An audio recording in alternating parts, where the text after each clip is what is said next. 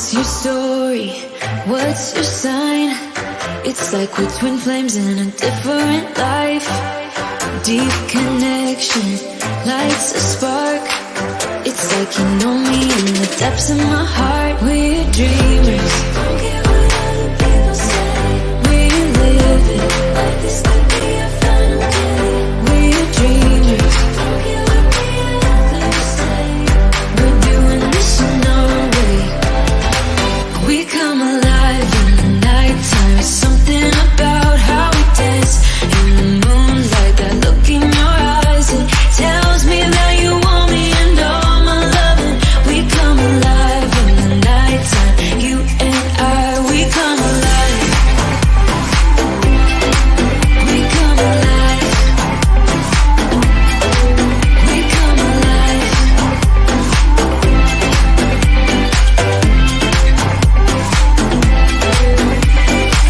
What's your weakness? What's your type? Somehow I wanna know all about you. Deep connection lights a spark.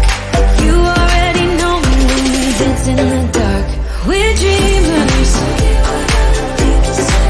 We're living. We're dreamers. We're doing this in our way. We come alive in the nighttime. There's something about how we dance in the moonlight. That look in your eyes, it tells me that you want me and all my loving.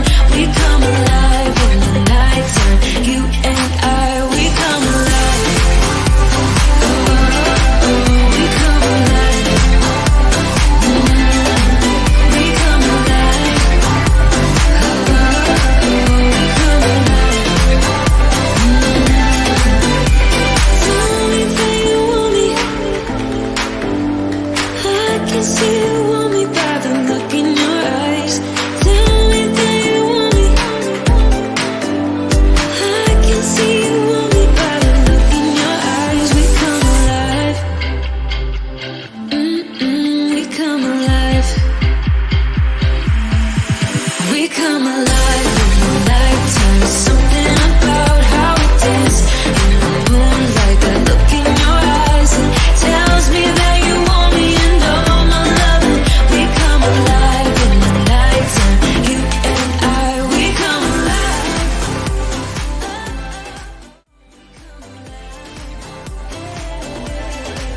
We come alive. Oh,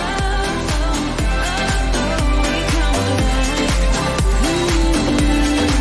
We come alive.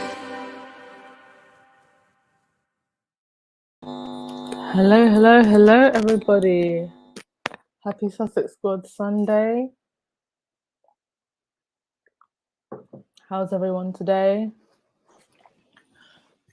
It is pretty darn warm here in the UK. I went to the beach yesterday, and I wish it was as warm today as it was yesterday, because then I would have actually jumped in the ocean. Wait, I think I have my beach pictures. Where are they now? Where did I put them? Oh, yes. With a hat, of course, because we are in hat lady season, that I borrowed from my mum. By the way, this picture is in a place called Joss Bay, Joss Bay. I only heard about it last week, didn't know about this place, and I've lived in the UK my whole life. So if you're looking for a nice beach to go to that's quite sandy and open and not rocky like a lot of the beaches that we have here in the UK, this is actually a really nice place. It's like 2 hours out of London. So for anyone who lives near London, go check out Joss Bay. But let's see who's here today, everyone. Hi, Dory Wiley. Good morning to you. Good morning, Rosa. Yeah, after I came back from the beach yesterday, I thought I was going to do a podcast, but I was just too tired. It was a long drive there and back. Karen M, I am loving all these older pictures and videos of Harry. A lot I've never seen. Yeah, a lot of people have been sharing them around quite recently. And I think it's good that we do that, because the Unroyal Mafia and their psychopathic friends in the press are trying so hard to rewrite history in so many ways. So we have to keep truth alive. Hello, CTQ. Hi, Karen M. Hi, Robert Collins. Hello, hello, hello. Hi, Black Queen. Emma D. Hi. Hi, Karen. Hi, Lane. Hi, Sonia. Wendy. Hi. Hi, JJ. Denise. Puzzle Dots. That looks like a new name. I don't think I've seen you before. Good morning to you. All right, guys and dolls, can I just say, I am literally 3 subscribers away from 10,000. So can I please, please, please ask, if you are watching this, look down at your subscribe button. If it's red, please hit it. There's 200 or so of you in the chat. I know that there are some of you that are watching, but you're not subscribed. So please, please, please hit that button and let's get to 10,000, like, basically now. We can do it now. I know that we can. Hit that button and hit the like button as well to help the algorithm. Hello as always, and thank you to the mods. Hi Palmer, Susie Q. Hi Dara, Valerie, Patricia's here. Hi Miss P Talks. Hi Jeffrey Thomas. Dara. All right, I think almost all the usual peeps are here. Can see a couple people missing, but they were probably fed up of me changing the time.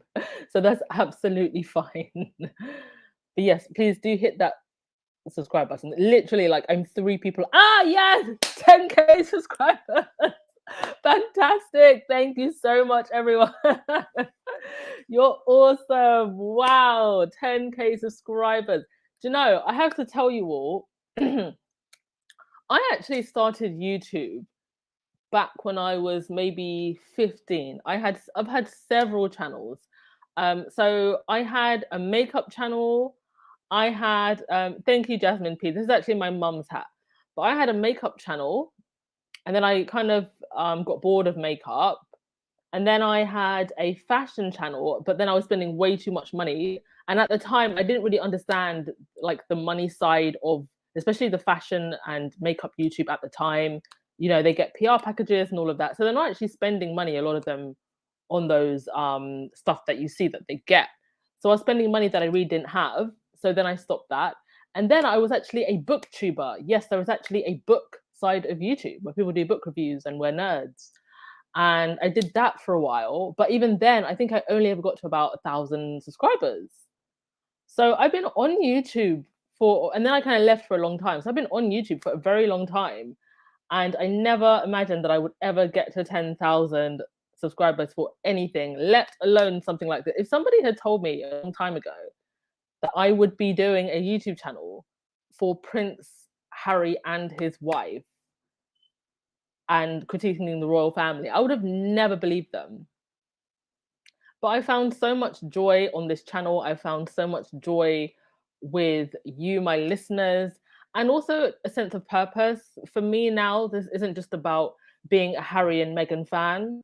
I really want to challenge myself journalistically. I really want to do a lot more background research and write very thought-provoking articles like the article, the first one that I wrote for the blog. And thank you all so much for your comments on that piece.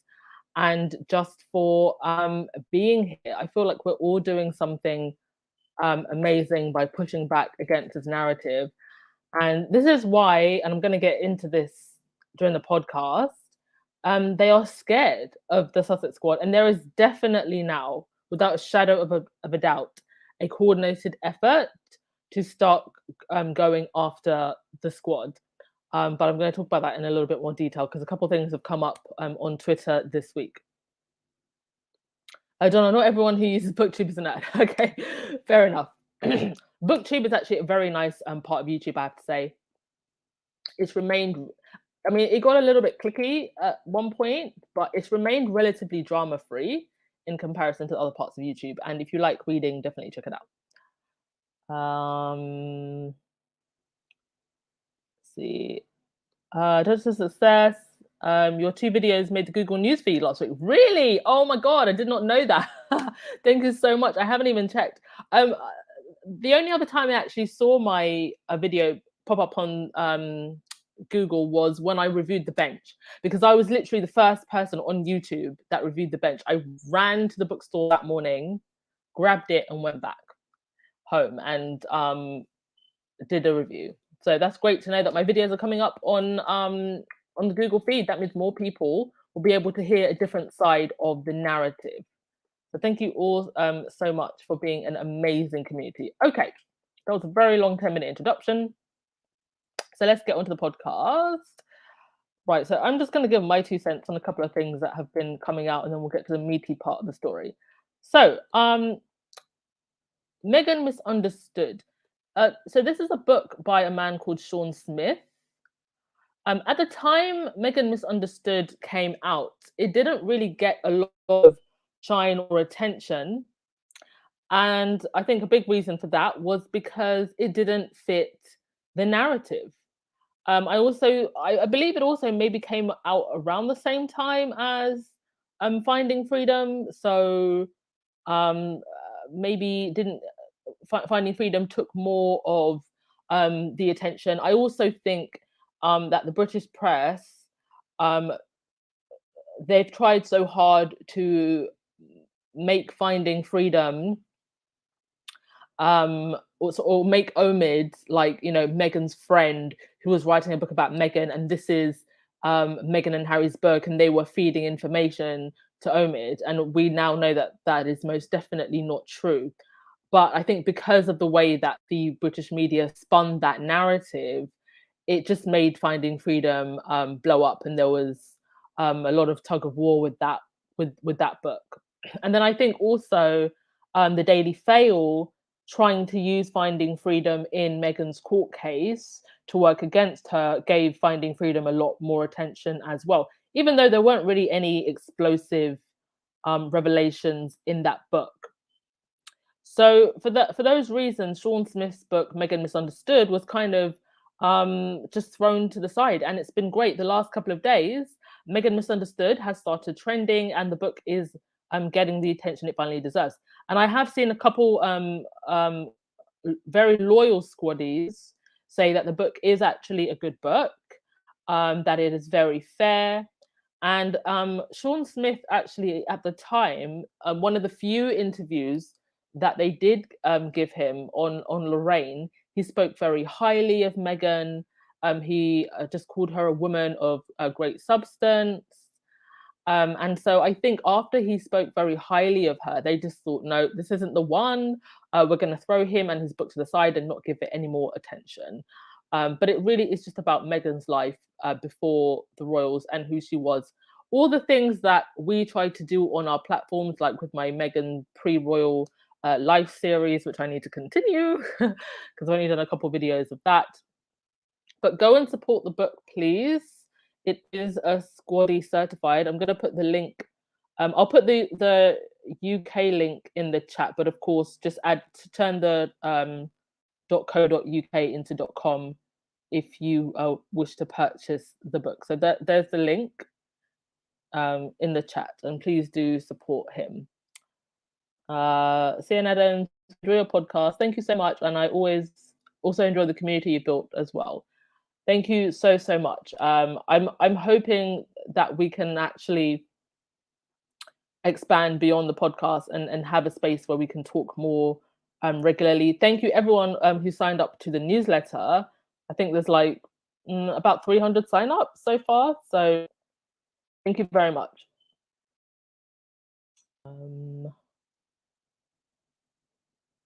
Let's see, Ruth.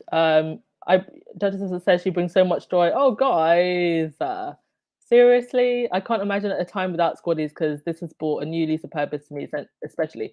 Me either. Like, you know, sometimes I'm just like, what would I even be doing in my spare time if I wasn't doing this podcast? Like, I mean, I'm sure I'd be doing something interesting, but this has just led my life down a very, very interesting road. And I've, you know, there are squaddies who I speak to in private, who I've made friends with, people who were at first strangers have helped me in ways I could never imagine, and maybe I'll speak about this more candidly one day. Have helped me out in ways I could never imagine a stranger would help me, and those people are now friends.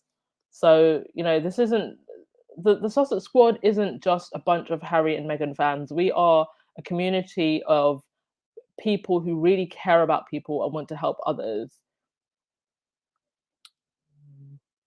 Palmer, I think they're going to have a hard time successfully going after the squad since we are not under a single umbrella, but pop up unconnected everywhere across the globe. Indeed, like you've literally got millions of people across the globe. Like, what are you going to do? I think they're going to probably try and go after the biggest platforms first, hoping that it will make the others scatter. But honey, I'm not going anywhere, and I dare them to come at me. Please give me that level of notoriety that I so desperately want in order to continue to tell the truth. More people that know about Sussex Squad, the more people are going to know the truth. So I dare them. Please give us that notoriety. All right. Sian Adams, thanks for covering the book. Well, I'm probably going to buy it at some point and read it too. But I've got I've got so many things to read now. I've got Meghan Misunderstood to read. I bought Andrew Morton's book, Diana in Her Own Words, and I think it's become even more important that I read that book now, especially the way they're going after the Martin Bashir interview. And then Harry's book is coming up very soon as well. Elaine Parker, you've ordered it. Very, very good. Please do support. Please do order. All right, let me just try and skim through your comments before we move on to the next thing. All right. On to the next thing. Oh, and yeah, part of Meghan's misunderstood narrative, leading on from that, is the fact that sorry, is the lie, not the fact, sorry, the lie that she was not popular or known before she entered the royal family. Well, here are screenshots of both Meghan and Kensington Royal's accounts around the same time. Meghan had 3 million followers. Kensington Royal had just over 600,000 followers. And there was an article that was done by I think it was a BuzzFeed journalist that looked into whether or not Kensington Royal was buying bot accounts to up their following. So, just because a celebrity is not a tabloid type on the cover of every single magazine all the time, involved in drama, falling out of nightclubs, dating other famous people, does not mean that they're not well known. 3 million followers that Meghan had, that is pretty impressive for anyone. So to downplay her achievements, to downplay her accomplishments, to downplay her popularity, I mean, there's literally a picture of her there with Larry King. I just think it is so disingenuous what the British tabloid press continue to do, and the way they are trying to rewrite Meghan's own story and her own truth, and we cannot allow them to do that. And it's why I will continue on this platform for as long as. I don't have an end date here. Yes, Jackie, the squad represents many countries. I mean, I did a post on the community tab a while back. Please put your flag in the comment section, and it was a flag from almost every single country.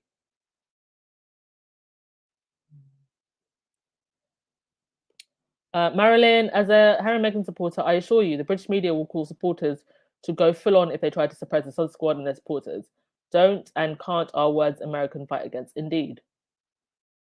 Absolutely, indeed. It will be the worst thing they ever did if they really tried to go hard on the squad. Sister, and the hard copy of Meghan Misunderstood was sold out on Amazon yesterday. I ordered the paperback. Amazing. Great to see people buying it. And what a great surprise for Sean Smith and his publisher. He's actually written quite a few biographies in the past, so he's not new to this.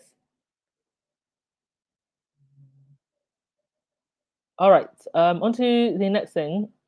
So it was Prince George's 9th birthday the other day, and it reminded me of a video that I did a while back about royal women and pregnancy, and the whole history about royal women standing outside the hospital after they've had a baby. Now, I'd never seen the scene of a royal woman coming outside the hospital from this angle. And seeing it from this angle is just so disturbing.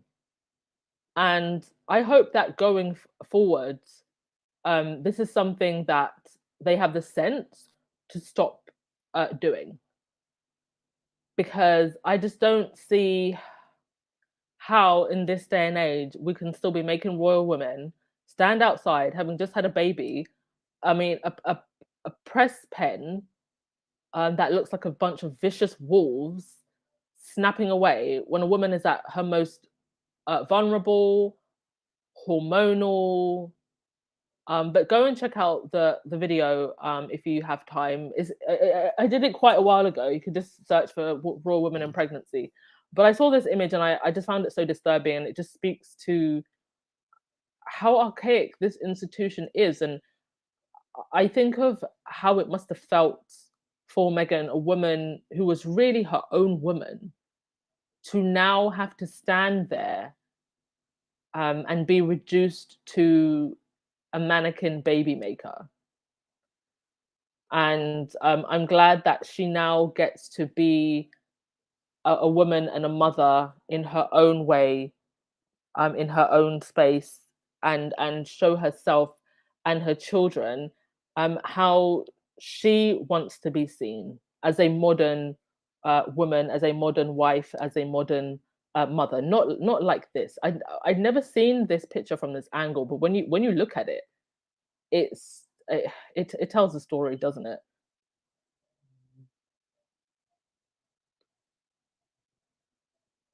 Sylvia, Duchess is a success. I agree. We must keep Meghan's accomplishments front and center. Yes, because there is a very clear, um, very clear effort to rewrite her story. Wendy, Princess Diana started this trend, Meghan ended it. No, actually, Princess Diana did not start this trend. If you go back, go to the video and watch the whole video, it's actually started way before Princess Diana. I think with Diana, it became popularized because of the attention that Diana got. But she's not the first royal woman to have done it.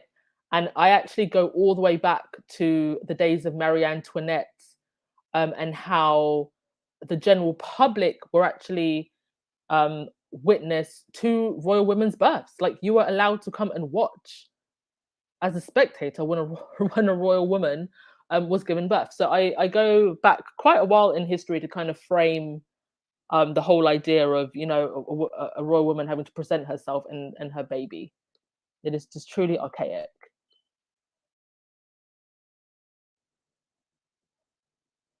Okay, on to the next thing. Prince Philip's will. So Prince Philip's will was kept secret. They decided that the public would not know what was in his will. I think it was for 99 years or something. So basically, when everybody who matters is dead and everybody's forgotten about it. Now, The Guardian is attempting to overturn that decision and make the will public. So just to read from the article, The Guardian is attempting to overturn a decision that prevented media from attending hearing. That's Prince Philip's will hearing. A leading judge acted unlawfully by authorizing a secret court hearing in which he decided that Prince Philip's will should be kept secret without notifying the media, an appeal court has heard. On Wednesday, The Guardian opened its legal case to overturn the decision that prevented media from attending the hearing. Interesting that it's The Guardian that is doing this. No other newspaper seems to be involved, and that's not surprising because most of the others are in that invisible contract with the royal mafia. It goes on to say, arguing that it was a serious interference with the principle of open justice. Sir Andrew McFarlane, the president of the Family Division of the High Court, ordered the sealing of Prince Philip's will for 90 years last September after a secret hearing in which he approved a confidential application from lawyers representing the royal family.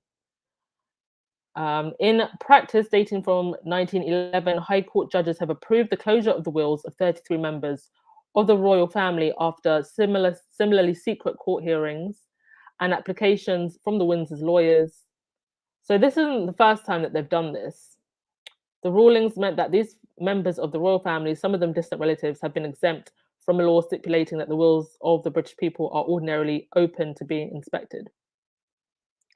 And I would argue that as a public figure, as somebody who was married to the Queen, to the monarch, we should absolutely know what is in that will. We have the right to know.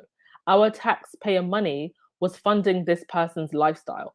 I'm going to do a little bit of a deep dive into Philip, but the little that I know, he wasn't actually that wealthy and didn't have a whole lot to his name when he married the Queen. And there were many people within the royal circles who didn't even want Betty to marry Philip. So as far as I'm concerned, we should be able to know what was in his will.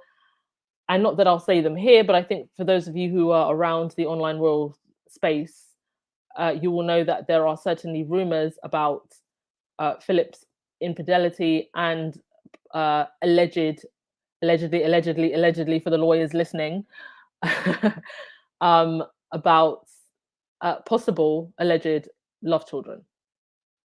So they are most definitely hiding something.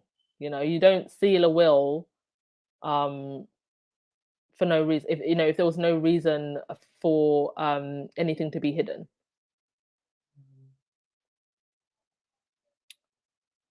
Okay. Good morning or good afternoon if you are just joining us.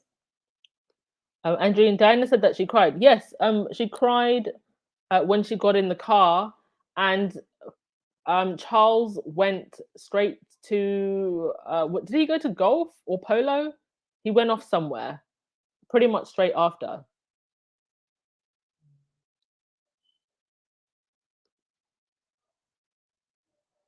Valerie, I read somewhere that Diana was in pain but had to pretend all was well after giving birth, and she was not happy standing in front of the massive crowd. Yes, and she said this herself. Mercy, and I appreciate you so much. I appreciate you too. I did not even know that Meghan was so popular. Love Harry and Meghan so much. I wish people would stop watching some of these stupid shows that are against them. Yes, and in the United Kingdom, unfortunately, it is a constant daily battering of anti-Harry and Meghan propaganda on the morning shows. So that unfortunately is not going away anytime soon. Sylvia, they want to rewrite Meghan's accomplishments because the other person's accomplishments cannot compare to Meghan's.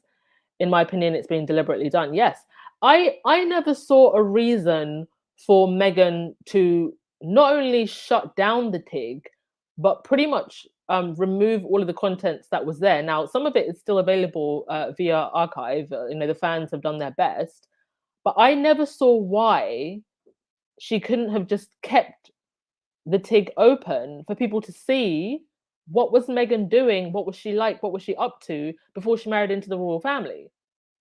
Because there was nothing on that blog that was particularly controversial. A lot of it was just, fashion, travel, lifestyle, her personal lives. I mean, that's the type of thing that you would want to know about somebody who was marrying into the royal family. To me, Meghan's blog was no different from, all those old school letters that we find from the royals, from years ago. It was like a modern day version of that. So when I found out that she had to not only shut down the TIG, but we couldn't even see past posts, that's when I kind of realized they're trying to hide whoever it is that this woman was before she married into the family, and then to realize she was pretty darn extraordinary, more extraordinary than all of them put together. I mean, Meghan was practically a dignitary without being a dignitary or a royal. She was meeting political figures. She was meeting top figures in industry and traveling the world to meet a lot of these people. So she was pretty much a royal without the titles, actually doing work. And this is why they mad, and they can stay mad and press like a panini.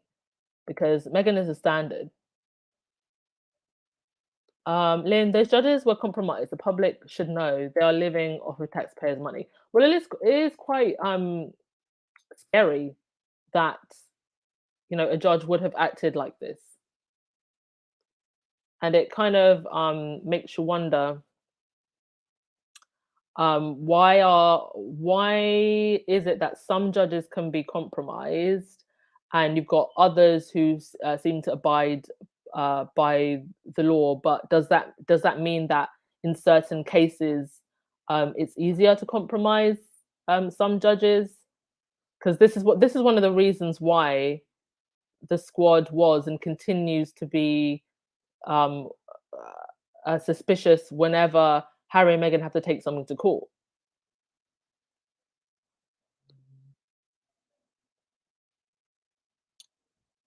Catherine, Meghan would not stand on display for this hungry press. That's why they hate Meghan. Yeah, she wouldn't offer up herself and her baby. All right, moving on from Philip. Yeah, in the UK, the Jubilee celebrations did not help the economy. This is something that they say all the time, that all this pomp and pageantry, helps bring in the economy, bring in money for the economy. Now, sometimes it can, and we've seen that with the royal weddings, but it's even when it does, it's very, very temporary. For the Jubilee celebrations, I can imagine that you probably had a small spike in sales because it was a bank holiday, not necessarily because people were shopping for the Jubilee to celebrate the Jubilee. I just think it's because we had a bank holiday weekend. And so the idea that this extravaganza, that we still actually don't know how much the Jubilee costs. We know how much the last Jubilee costs, upwards of 800 million. We still don't have a figure for now, but you can't convince me that we got whatever money we spent on this, that we somehow got it pumped back into the economy, especially as we're living through a cost of living crisis. So UK retail sales fell again in June despite the Queen's Jubilee celebrations. It did not help.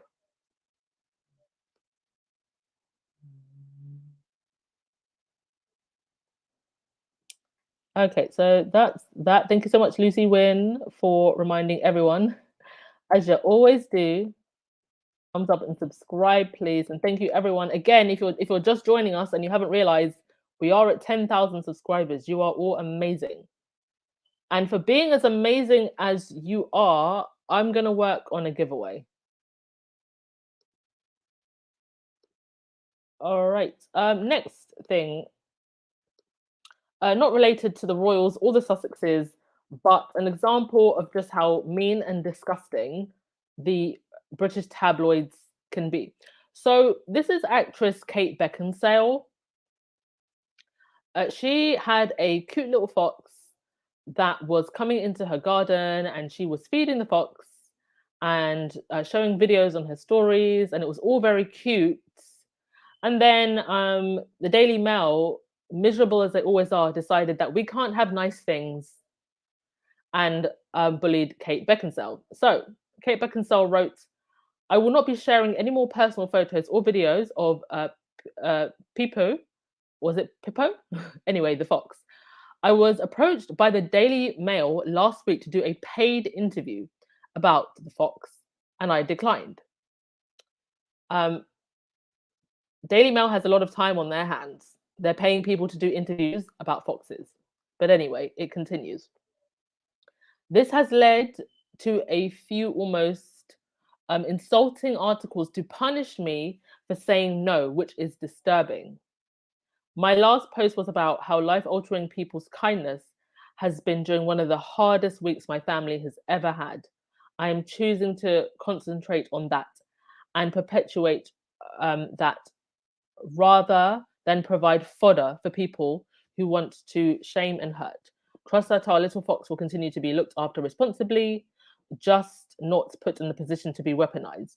Here are a few solo pictures for those who like seeing him and her as a little goodbye." May I reiterate how much kindness truly saves lives. So, first and foremost, the Daily Mail trying to pay this woman for a story about a fox. Like there aren't a million other things more important going on in the United Kingdom. And then she decided to say no.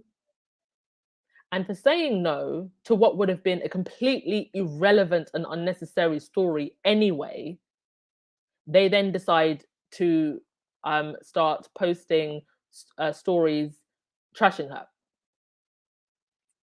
And this is the same bullying tactic they use all the time with celebrities, even non-celebrities. I actually know a girl who had a false story posted about her in the Sun. I might actually try to get her to talk on the show, to be honest, if she wouldn't mind talking about it. But it just shows you, first of all, where the energy of these tabloid newspapers go to things that are completely and utterly irrelevant, and the way in which they bully people, particularly the way they bully women. So well done to Kate Beckinsale for clapping back. And when I did actually go to the article, quite a number of the Daily Fail commentators um, were um, were also hitting back at the Daily Mail, saying you should not have posted this article just because she said no. So well done to Kate Beckinsale for standing up for herself. Also happening in the UK at the moment, it's very warm here. Not many people have their heating on, unless you're, just a lizard and you need more heat on top of the heat that we already have. But come winter, it's going to be really I don't even want to say the word interesting. I think tragic to watch what's going to happen, because people are struggling to pay their bills now, let alone once the thick of winter hits and those thermostats have to go up. So the government could ask people to turn off lights, turn down thermostats over winter energy shortage fears, and the government could deliver appeals for people to cut back on energy usage, radio, television, via radio, television, posters, and leaflets. Well, the government probably doesn't actually have to do that, because most people probably won't be able to afford their energy bills. And it made me think of this article back in 2010, when the Queen tried to use state poverty fund to heat Buckingham Palace. So you've got the royals trying to use state funds to heat their castles, and yet this winter we could see just an absolute disaster, because a lot of people will not be able to heat their homes, to cook food, so that they can or pay their energy bills. So please, if you can help, charities in any way, please do, because people are going to need the help. Right, I'm going to get onto the big Harry story in a sec, but before I do that, let's get through your comments. Sylvia, Duchess, exactly. The TIG should have been left up. Jason North was a hatchet man from the US, and I believe he was part of trying to make Meghan 50% of herself. Yes, because if that blog had been left up, it would be even more difficult for them to be able to write the lies. But because the blog was gone, her Instagram was gone. I mean, even the Instagram could have been left up as an archive, and it was all gone, all of it, which is really, really tragic. But there are archives of it around if you look hard enough.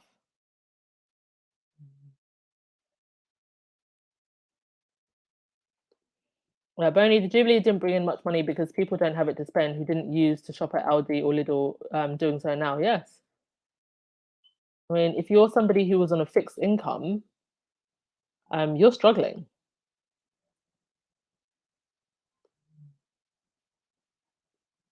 Lynn just says Meghan is the it factor for the monarch making money. Yes.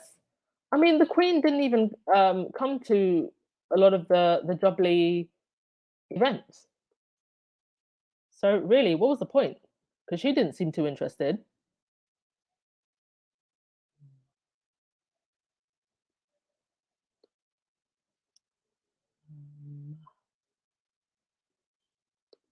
Mina, Daily Fail needs to get a life and stop messing with people. Yes, but they'll never stop because this is their business model. Harassing and sensationalism is their business model. And unfortunately, there's a lot of people who have very sad lives that need that in order to give themselves validation. Rachel, how do I access your blog? Here is the link in the chat. The link is in the chat now. Just posted it. It's just duchessofsuccess.com. But there's only one article so far. It's the article that I wrote about Harry. The UK racist press did not expect an independent woman of color, but they expected someone with a begging bowl. Yes. And Meghan is not that.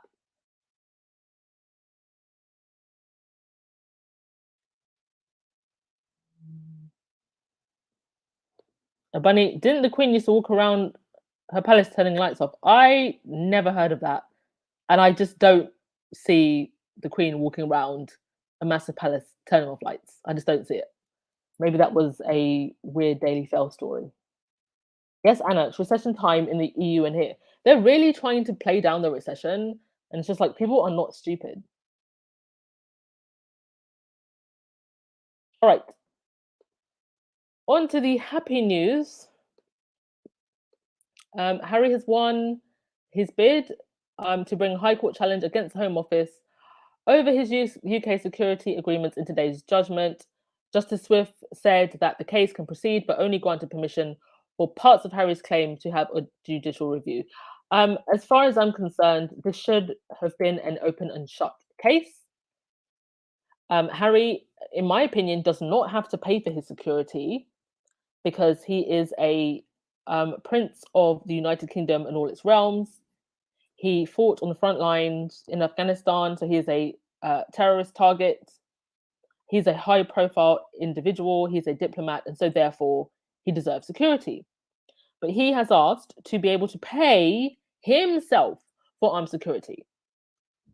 And as much as the British press and the tabloid rats want to continue to perpetrate a lie that you can't do that, you can.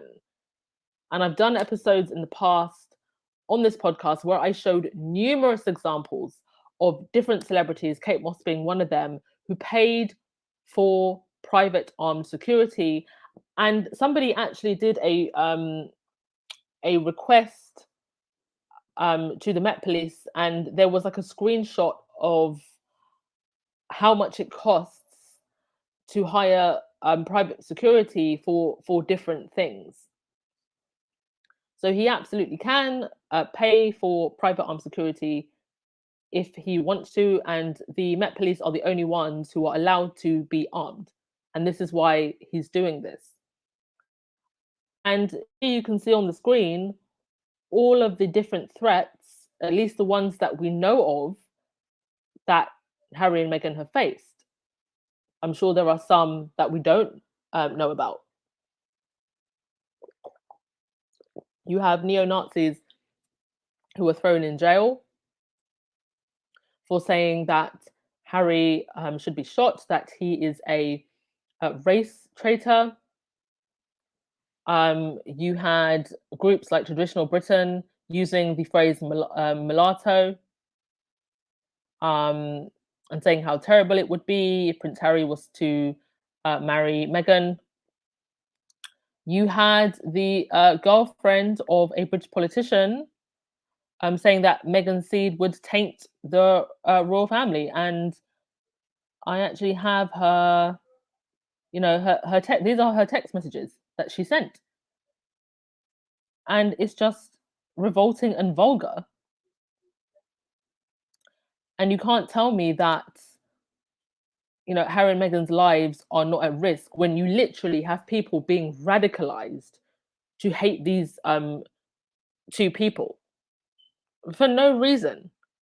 And, this whole idea of Meghan's blood tainting the royals.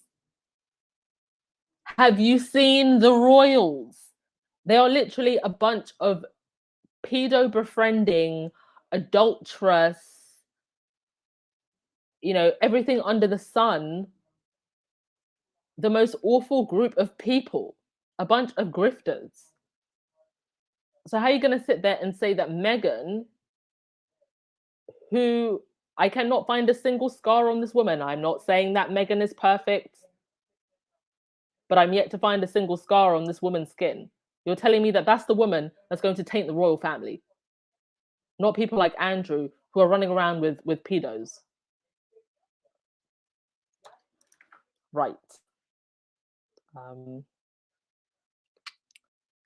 Phil Bien Joy, the jealousy started from the moment they met Meghan and realized how accomplished she is and that she wasn't afraid of them. Love always wins, indeed. She wasn't afraid of them and she wasn't impressed by them.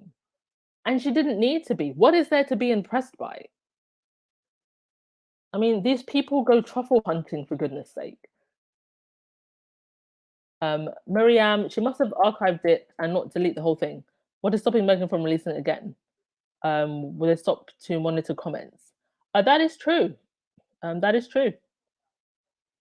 I would like for her to open it up again and for it to be active. But if she opened it just for the sake of, you know, having it there as like an online museum of all the stuff that she did before, I would love that also. I would really love that because it's, I think it would shut a lot of people up.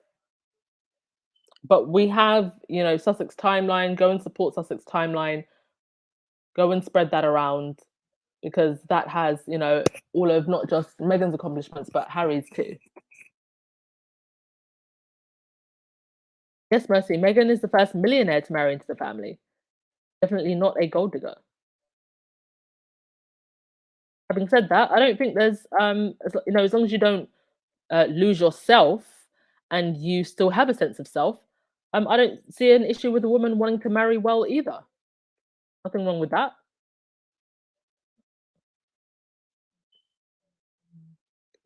Dolores, they made Meghan shut down her social media because it showed how intelligent and popular she was. Yes, definitely more so than the other Duchess.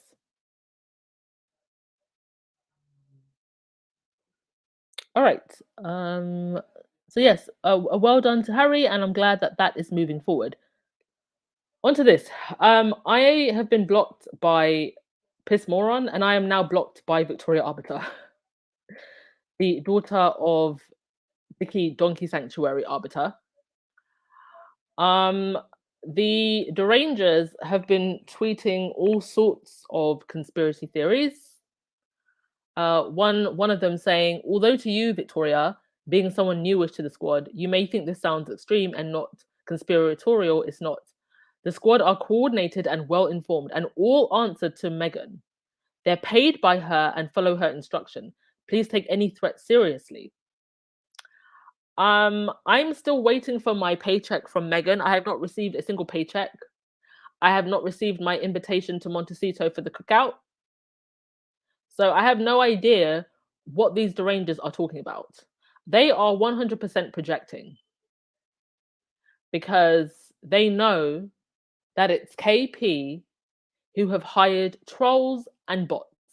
So they keep on trying to push this narrative that we're being controlled by Meghan and Meghan's team. And that is just not true. I'm sure there are things that the squad say and do that would probably annoy Meghan and Meghan's team. But that's the beauty of the squad. We do what we want to do. We're not controlled by anyone, even by Meghan and her team. So they can carry on with the conspiracy theories. We know that it's the Derangers who are paid bots and paid trolls, with a couple of general, you know, crazy royalists thrown in. But the idea that we are being controlled by Meghan and her team, being paid by Meghan and her team, is just the most ridiculous thing that I've ever heard.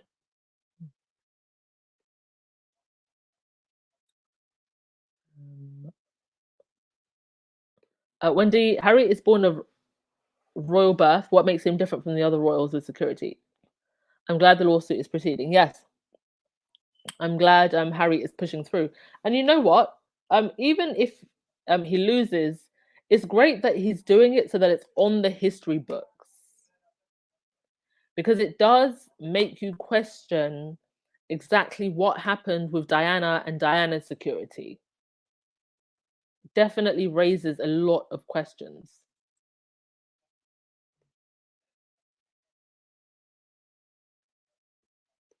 Carol, didn't they say that Pedri paid for Eugenie and Beatrice's security after they turned 18? Never understood the objection other than to screw over the Sussexes. Well, Pedro himself is still getting taxpayer funded security. So for what reason should Harry not get that security, especially if he is willing to pay for it himself? He's already paying for his own security, mind you. It's just that when he comes to the UK, it's only the Met Police that are allowed to have armed guards. And that's what he wants to pay for. And they're not letting him pay for it. How can you not let someone pay for something that they can pay for? It's just wild. And I don't understand why the royals don't get how terrible this is making them look.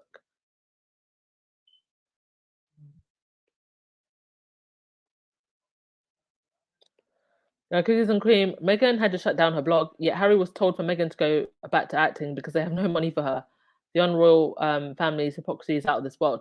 And you know what? I feel like they said that to Harry because they wanted Meghan to go back to acting so that they could paint this false narrative that she's using the royals to get a leg up in Hollywood. That's exactly how that narrative would have played out. They would have told her, go back to acting. We don't have money for you. Okay. She starts getting roles. And then the narrative becomes, oh, well, Meghan's only getting roles because she's part of the royal family. And look at her trying to be Hollywood and using the royal family to get a leg up in Hollywood. That's exactly how it would have gone. And that's probably what they wanted. Hello to everyone. If you're just joining the chat. Rosa, I remember when she was sent white powder, Prince Harry and Meghan was touring the Commonwealth. Yeah. And this is quite a common way that people send threats to very famous people. Because, you know, powder is very, you know, it's not something that can easily be picked up. So toxic powders, you know, that is quite a big threat to not just famous people, but government organizations. And it's why they have separate mail rooms where these, you know, things can be opened because you just don't know what somebody is going to send.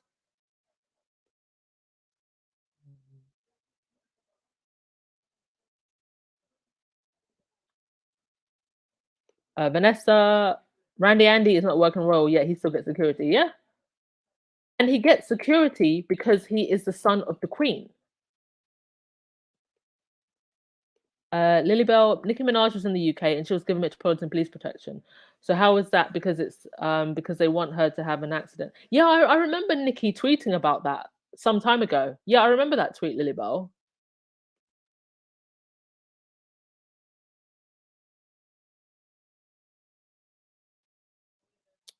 Jackie, her blog will be troll bait, just like what happened to the Sussex Royal Instagram page. Well, it would only be the comment section that the trolls could troll, so they could probably just lock it or moderate it heavily.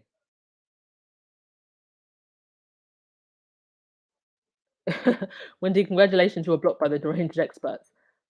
Yeah, it's because I respond. What did I respond to her? It's because she's okay. I think I have the screenshots.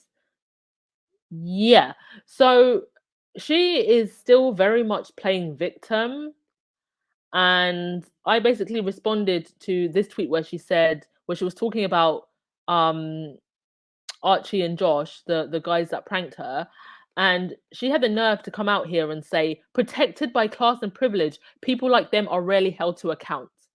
She had the nerve to say that. There is a whole Prince Andrew sitting in one of the royal palaces, and she's got no energy for that. But two pranksters,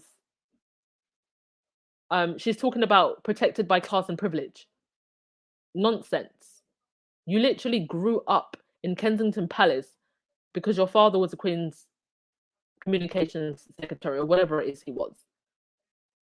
Please don't come out here and be talking about class and privilege, Victoria. And also, she was having a tantrum because the pranksters are they're planning some kind of video shoots, and the money to take part is £500. So £200 more than what Victoria Arbiter was paid. I will maintain that Victoria Arbiter could have just said, "I'm not commenting on a interview that I have not seen," and she wouldn't have gotten herself in trouble. You know, you will know that I've had press come into my inbox, and I just say no. So what excuse does she have? Thank you so much, Carol Lund, for becoming a new member. Much appreciated. Welcome to the club. Are you new to the club, or are you rejoining, Carol Lund? I feel like I've seen your name before, but nonetheless, welcome and thank you. Thank you so much to Black Queen for the super sticker. Much appreciated, darling. Oh, can you all hear me okay? I think my internet's being a bit funny. You can all hear me okay, right? No problems with the sound? Just let me know in the comment section before I continue. Don't want to be talking with the sound not right.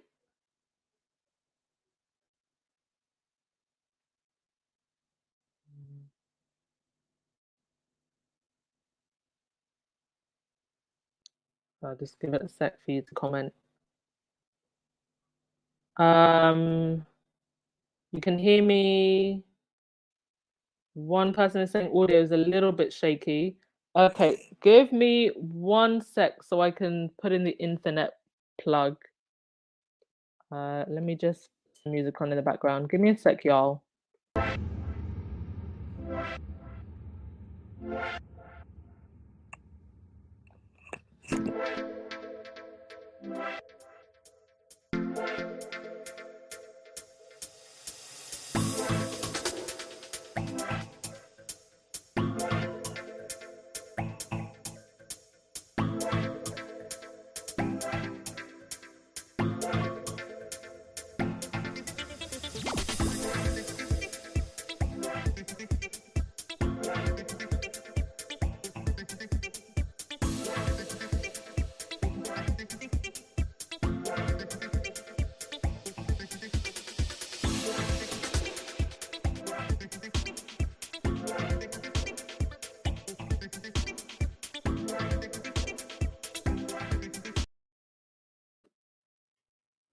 Okay, we shouldn't have any more issues now. Thank you for your patience.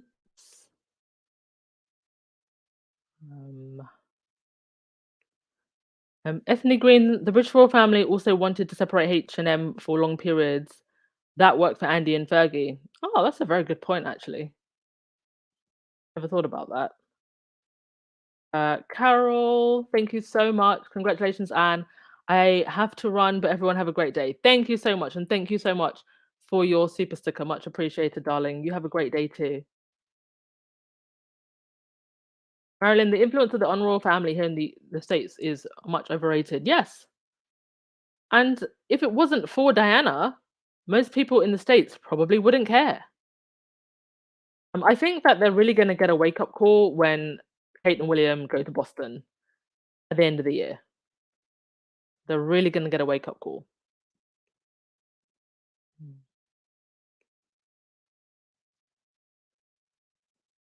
Valerie, Charles knew all the details about house security and he approved it. Yeah. And that's a scary thing to know that his father approved that and that they're so cozy with the Daily Fail.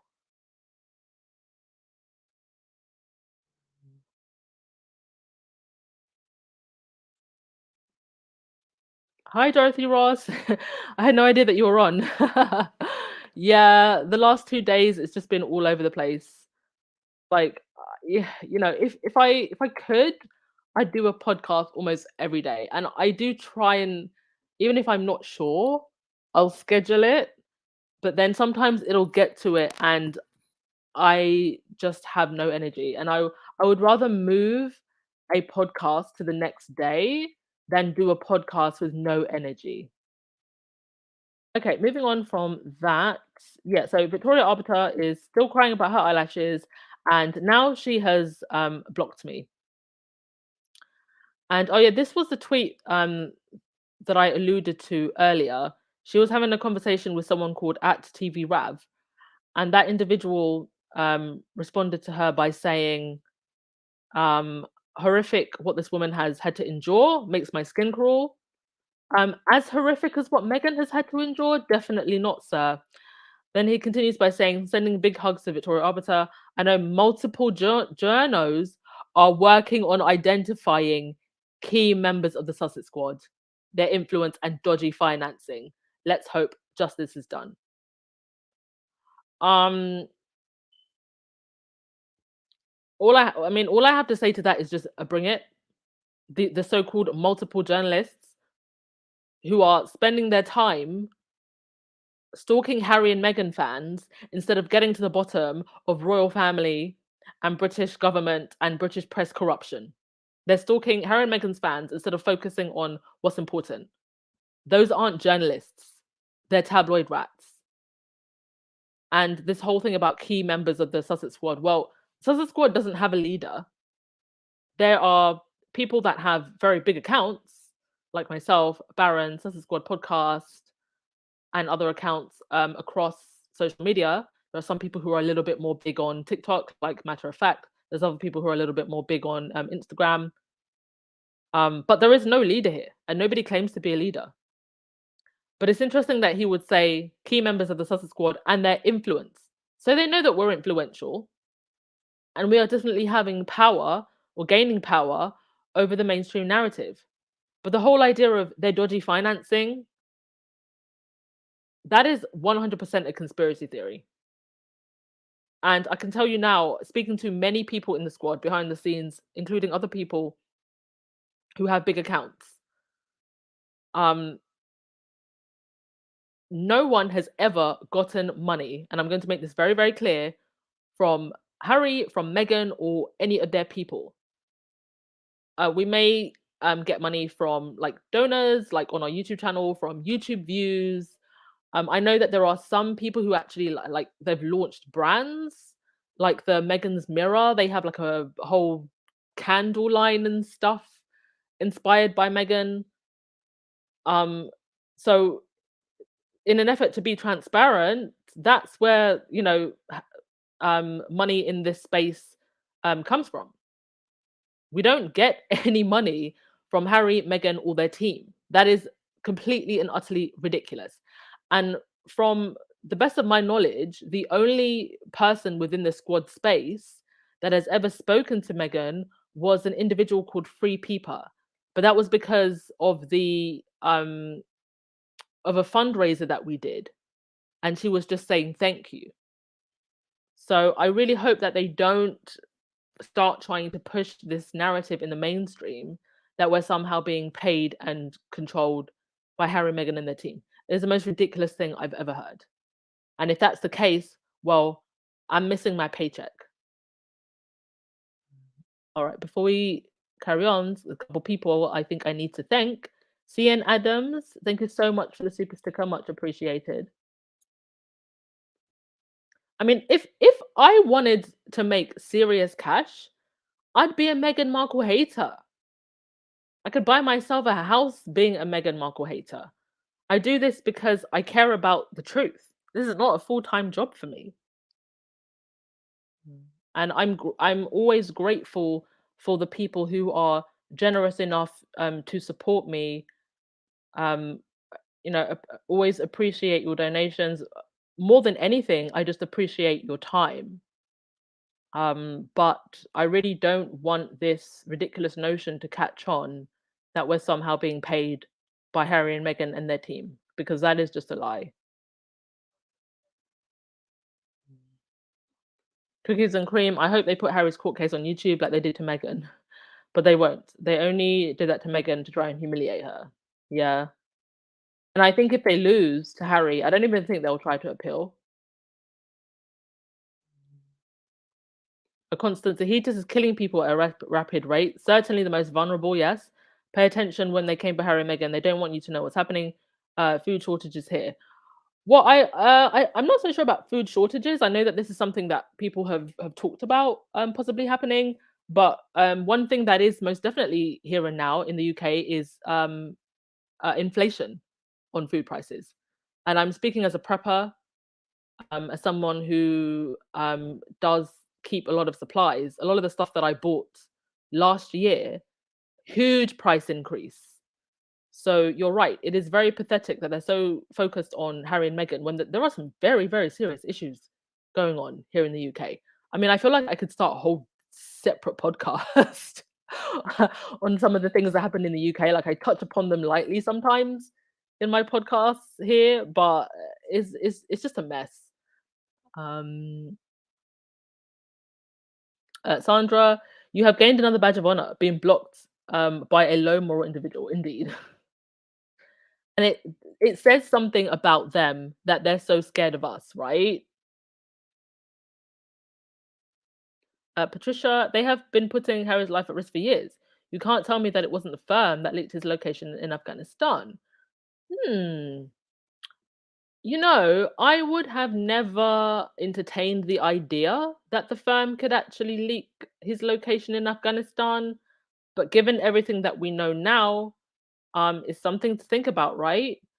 But then you'd have to wonder why would they do that? Because at the time, I don't think Harry was considered that the firm considered Harry a threat to anybody's popularity. So I do think that the leaking of Harry's location was possibly more the British press than the firm.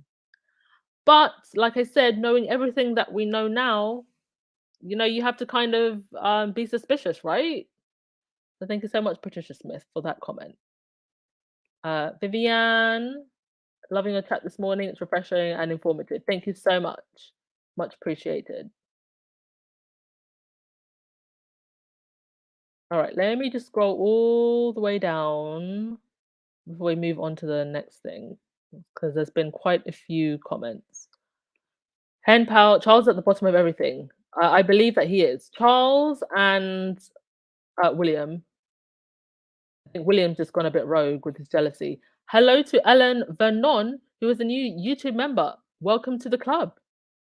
Oh, also, to the members, if there is anything that you feel that you want extra, please do let me know.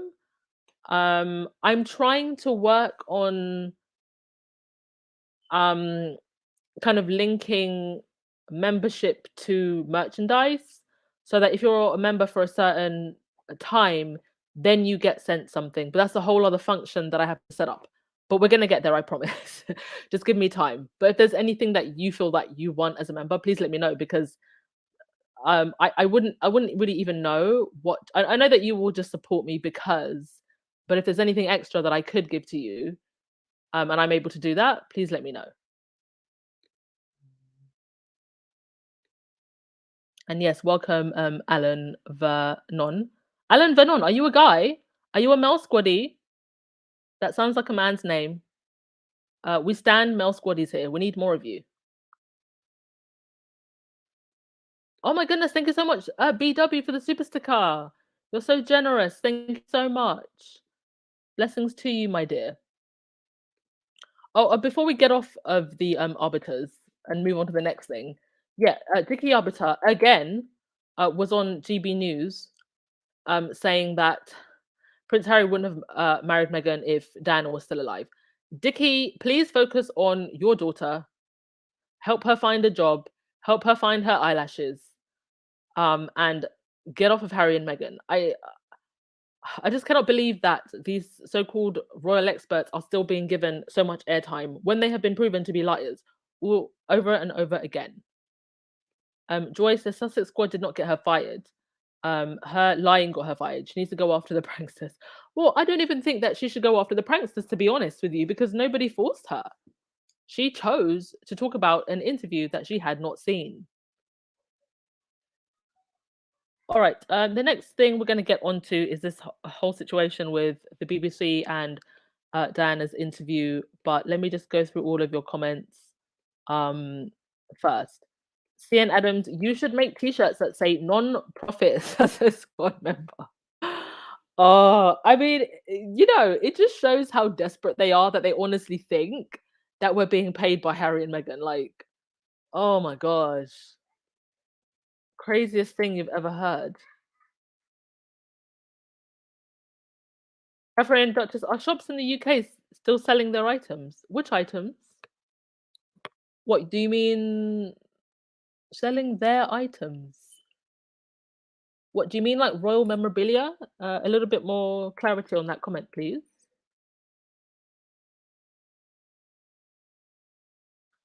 Meaningful life coaching. They are angry that the squad is cramping their style when it comes to trying to really destroy the Sussexes, particularly Meghan, because the squaddies tell the truth and show them up. Yeah, but doesn't it just show that we're actually having an effect if they're scared of us and can't keep us um out of their mouths? Thank you, Kelly Chavez, for the super sticker. Much appreciated, darling. Sharon and the firm might want to leak Harry's location in Afghanistan to have him leave the military. Remember, Harry wanted a career in the military. This was not good for the firm. That is a good point, Sharon. Thank you. Because there's always been question marks over exactly how hard William was working as an RAF pilot. So that's actually a very good point to make, because Harry is the spare, and there he is at the front line fighting for his country. Um, it made him, yeah, it was a great look for him. And Harry, I don't think Harry did it for PR and publicity. I think he generally wanted to go to the army. It was great for him to get away from England and the whole, royal cults. But you know, yeah, it does make William look a little lazy. That he was just kind of like flying around helicopters in the RAF and not really doing a whole lot of work. And there's Harry, the spare, putting his life at risk for crown and country. And that dedication has led to the respect that he now gets from servicemen and women all over the world. And why the Invictus Games is as successful as it is. I mean, I'm sure even if Harry had never gone to Afghanistan, the Invictus Games is an amazing idea, and it would have still been amazing. But the fact that he is one of their brothers, I think, has given him even more respect and given even more legitimacy to the Invictus Games. Thank you so much, Kat Harlem. Much appreciated. Thank you for your support and being a member and showing up as always. Appreciate you all. Thank you so much to Alan Vernon. Did you donate twice, Alan Vernon, or did I just, or have I just said your name twice? Hello, Nash. Thanks for joining us. All right, that's almost 800 in the chat. That's fantastic. Alicia, I support Harry and Meghan for free because they show up, of course. I mean, I'm so grateful to have a platform that is now monetized and have so many people supporting me. But there was a time where I wasn't getting anything, and I was still doing it, and I still enjoyed doing it, and I would still do it even if I wasn't getting anything. Because now this, for me, it has in some ways become personal. And I want to see this to a point where the majority understand the truth of what's gone on and what continues to happen. So thank you, all of you, for your support, that I can continue doing this, because it is a lot of my time. It's not just jumping on the podcast for like an hour or two. There's all the research that I have to do during the day, posting across social media. So I appreciate you all so much for your generosity. Black Queen, Harry was excelling in the military. They got jealous because the narrative of him being a dumb spare was being shattered.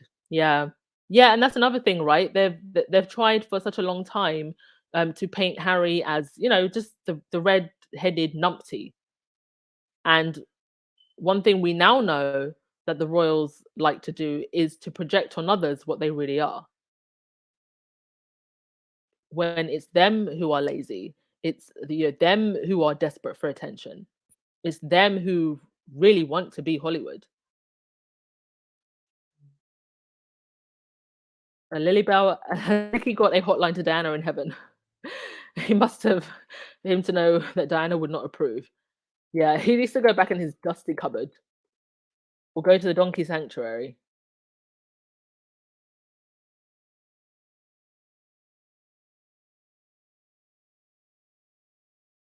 Oh, hello, chosen to be his new member. Wow, we've got quite a few new members today. Thank you so much for joining. Now I can see also Nash, um, is it Senbei, who has been a member for 4 months. Been a silver squaddy. Thank you so much.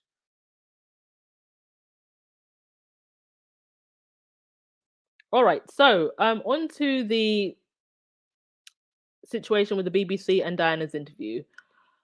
So effectively, what they've done is censor this interview. In my last podcast, I read out the statement that the BBC put out, saying that the interview will basically never be aired again. Now that the interview is online, so it's left to be seen if they will attempt to try and take it down from any online, from any places where it's posted online. And now that they've been able to do that, it does beg the question, will they now start to basically create a narrative where everything Diana said wasn't necessarily true or a lie? And when you look at these pictures, you can't tell me that whether or not Martin Bashir got that interview, um, under a false premise, that Diana wouldn't have said the same thing. Whether he got that interview legitimately or illegitimately, Diana would have said the same thing. And this is the truth that they know. Look at these pictures. These pictures can tell you something without Diana saying anything. And I'm never going to defend a journalist for using dodgy means to get an interview, but I will die on this hill that Diana would have said the exact same thing. She said it to Andrew Morton. And anybody who lived through the Diana years and could see what was going on in this marriage will tell you that she would have said the exact same thing. I mean, what are the royal family trying to tell us that if it weren't for the Martin Bashir, if it weren't for the way that Martin Bashir got that interview, then Diana would have gone and done that interview and been like, "Oh, the royal family is so lovely, and there were hard times, but other than that, it was very, very joyful." Of course not. So they're trying to silence Diana's truth, silence her words. I saw one headline, although I will say that it was in the Express, that when they release The Crown, this season of The Crown, it will show now what we know about the way Martin Bashir got the interview. And for those of you who don't know, or you're not 100%, in the know, it was because he showed bank statements to Earl Spencer that said that there were individuals who were being paid to keep Diana under surveillance. So these are the bank statements, the documents that they're talking about, but these were photoshopped. And the graphic designer, the guy who made the documents, he even came out against Martin Bashir and said that, if he had known that this is how, they were going to be used and whatnot, then he would have never done it. And like I said, I will never defend a journalist, um, you know, lying to get an interview. But like I said, regardless of whether he got this interview in the right way or the wrong way, Diana would have said the exact same thing. Here's some new pictures from The Crown, by the way. They're shooting. So it's going to be interesting to see how exactly they cover this season of The Crown and this part of Diana's life. And I find it very unfortunate that it seems like um, William has kind of come to the forefront in trying to get this interview hidden. I mean, this is one of the most infamous interviews of probably two or three generations, and they have now effectively almost shut it down. Um, and when you look at the differences between this is Harry's statement after the investigation into how Martin Bashir got the interview came out. And I want to read this again because I think it's really, really important when you compare Harry's statement to William's statement. Harry saying, "Our mother was an incredible woman who dedicated her life to service. She was resilient, brave, and unquestionably honest." Unquestionably honest. The ripple effect of a culture of exploitation and unethical practices ultimately took her life. To those who have taken some form of accountability, thank you for owning it. This is a first step towards justice and truth. Yet what deeply concerns me is that practices like these, and even worse, are still widespread today. Then and now, it's bigger than one outlet, one network, or one publication. Our mother lost her life because of this, and nothing has changed. By protecting her legacy, we protect everyone and uphold the dignity with which she lived her life. Let's remember who she was and what she stood for. Now, I just want to pay attention to the last line in the second paragraph, where Harry says, "Then and now, it's bigger than one outlet, one network, or one publication." And if you look at the way the royal family are acting and how they are colluding with the press to create a smear campaign against Harry and Meghan, I just find the whole outrage coming from William and coming from the palace about Diana's interview to be completely false, because they are doing to Harry and Meghan 10 times worse than what Bashir did to Diana. So for me, on the royal family side, this is just this the way that they're going after Bashir in the interview now. It's just kind of false outrage to me, and they're using this as a way of basically shutting down Diana's truth, so that um, the interview now becomes something to put in the closet and leave there. But they're never going to be able to erase or I don't know, maybe now that they've done this, maybe they'll try to go up to Andrew Morton. I hope Andrew Morton didn't do anything dodgy to get his interview either.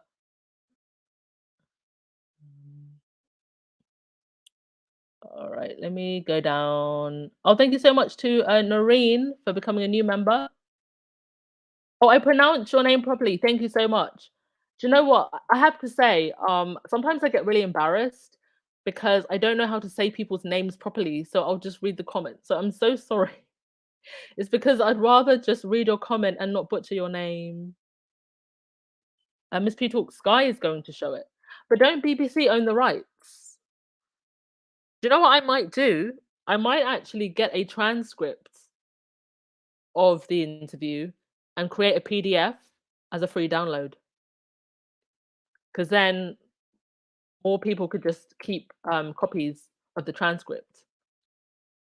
And then it's still a shame that it's going to be harder to see the actual interview, which is why anybody listening to this, definitely download it while you still can and keep it so that a whole bunch of us have it on record. But I'm going to try and get a transcript for free download. Sylvia, you are like Tina and Michelle. wanting to help and support Harry and Meghan. Tina and Michelle spent a lot of their own money to keep their podcast running. Yeah, indeed. Um, you know, Tina and Michelle did their thing so that the rest of us could follow and do ours. They were really the pioneers. And yeah, it does cost money. StreamYard costs money, the hosting for the website costs money. Things like I use Canva to make graphics, that costs money. So if you actually put everything together, what I actually spend to keep this podcast running, it probably comes to about £300 a month. Um, so I'm very, very grateful for everybody who gives their time and money also, because it helps me keep this running.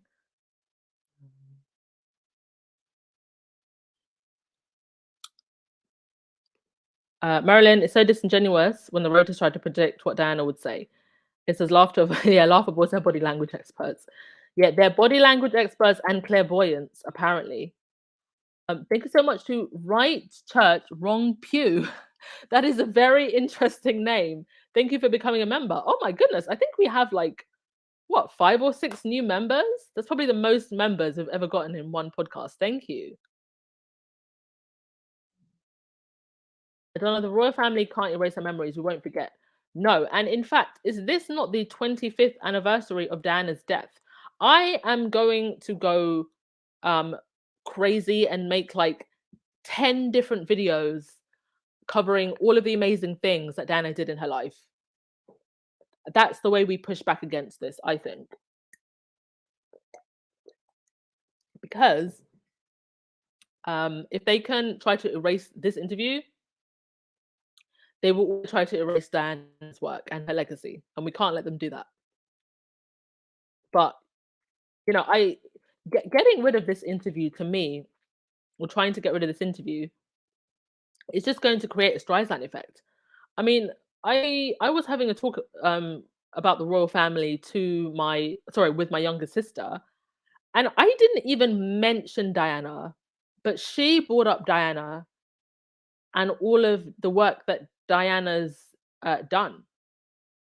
And I've never spoken to my sister at all about Diana's legacy and all the work that she did with HIV and AIDS and the mines, but she knew. This is a 15-year-old. She's is she even Gen Z? So she's like the next one after Gen Z. I don't know what they're calling them now.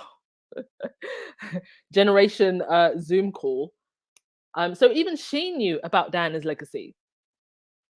So them trying to bury this interview in the way that they are, like we don't live in the internet age, like the youngins aren't going to see what's happening. It's just such a waste of time. Thank you so much, Lorna. I appreciate you all as well helping me get to 10,000.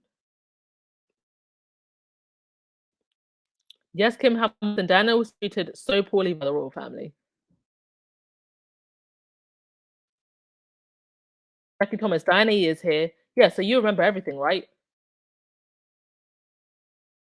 Juan Ita. I saw the Diana years in real time, from her wedding to her funeral.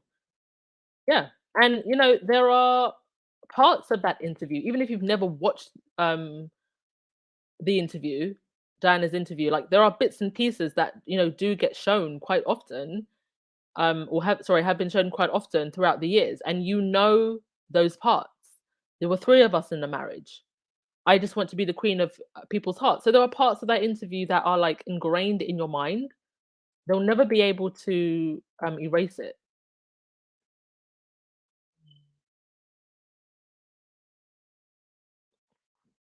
Alicia, she speaks louder in her death. We hear you, queen, indeed. I think part of trying to erase Diana is to elevate Charles and Camilla. Yes, the tampon twins. But, what have Charles and Camilla done that's so impactful that it would challenge Diana's legacy? Nothing. Donna, William is a traitor to his mother's legacy and memory. Indeed. And something I forgot to say actually while reading Harry's statement was the fact that Williams, by comparison, he called his mother paranoid. It's just ridiculous. And you can't sit here and bash Martin Bashir's journalistic practices while being in bed with the tabloid press now, which is what Charles, Camilla, and William and Kate are doing. So if you're not even going to reflect on what you're doing, but you're bashing Martin Bashir, to me, it's just false outrage.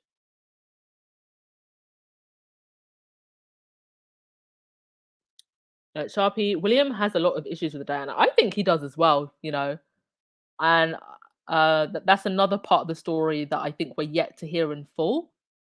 I think he has a lot of misplaced anger towards his mother, and he's clearly been molded and manipulated by the firm. And Diana said herself, they will raise the heir and I the spare. And you can see how Harry has been way more influenced by his mother. You can see his mother. So you can see Diana in Harry, and you can't see a single bit of it in William, right down to his looks. I mean, Diana's just, she reached down from heaven, she snatched back her Spencer jeans, and back went William's hairline. That's why he'd be looking the way he does. Juanita, I heard that William stopped speaking to his mother after that interview. Well, there's a lot that we don't know that I'm sure will come out in the years that follow.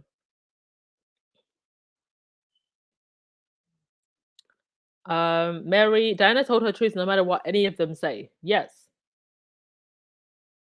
Jackie, download the interview before it disappears forever. Yeah, I'm gonna download any versions of it that are around, and I am most definitely gonna make some kind of PDF version of the interview, a transcript of the interview that you can download.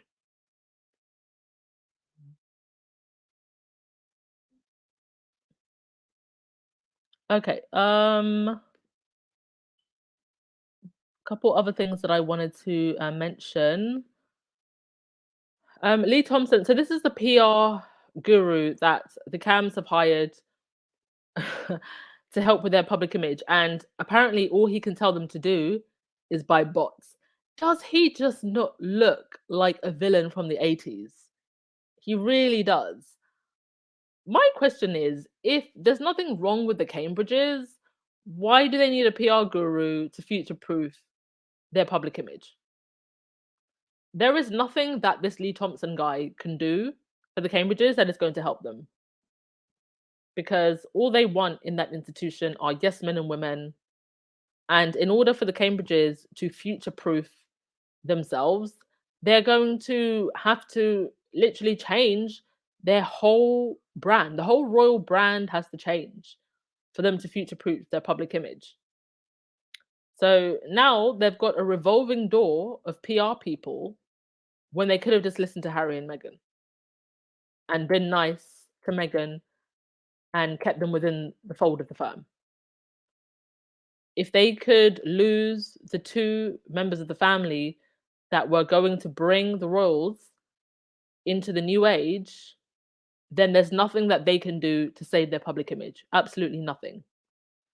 Delbert types, this institution are so evil and thirsty for blood, willing to do anything. 100% I agree. Zagon, listening to the lag, mad and pressed like a panini. Yes.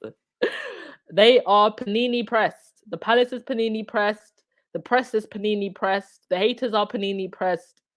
Pressed like a whole like a whole panini.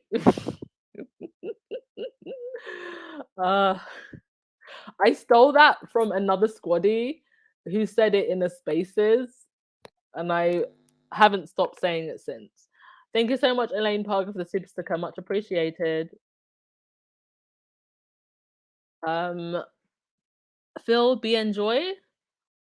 By looking at some of Diana's pictures, you can see she was going through hell. Just that Meghan is going through so much more now. Yes, those pictures tell a whole story. So, that they can try to erase what Diana said, but we can see what she felt and what she was going through in those pictures. I mean, for goodness sake, um, Camilla was at the wedding. How are you going to erase this? How are you going to erase your mistress being at your wedding? Outrageous.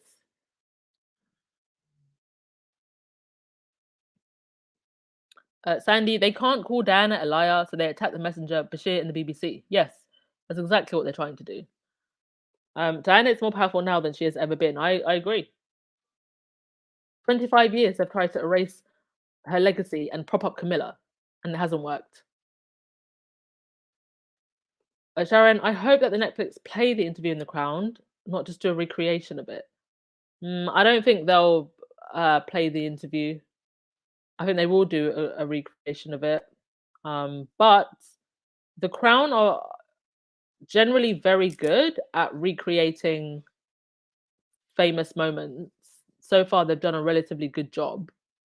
So I'm sure, however they recreate it, and it being such a well-known interview, they will try to recreate it to the best of their abilities.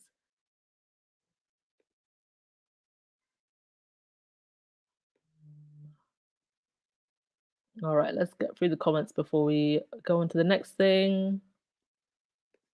Black Queen, Diana's eyes were so haunting in that interview. Yes, and you know that there are a lot of things that Diana did not say. And I also wonder if all of this is to also ensure that the parts of that interview that never got aired are now definitely never going to be aired. They'll never be aired now.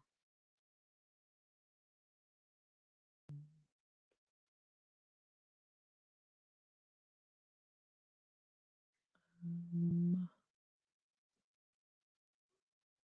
Joyce, the men in grey are not going to give much power to this guy. Yes, and that's another thing. They're all fighting for their positions. So even when you enter an institution like this, you're up against people that have been in that institution for much longer than you have, and they don't want to give you any space or power.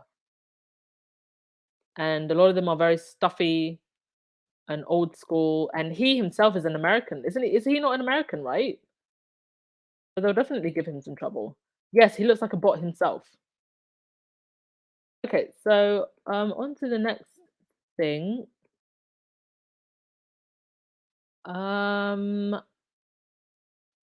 Actually, before we go on to that, let's get on to this.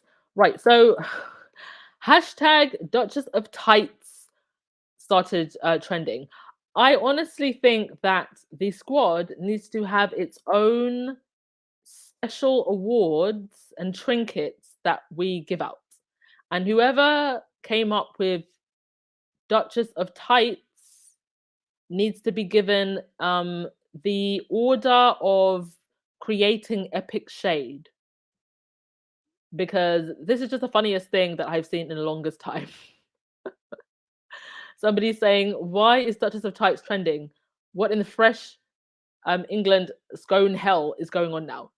Well, what happened was Tom Bower's book is proving to be embarrassing for the royals.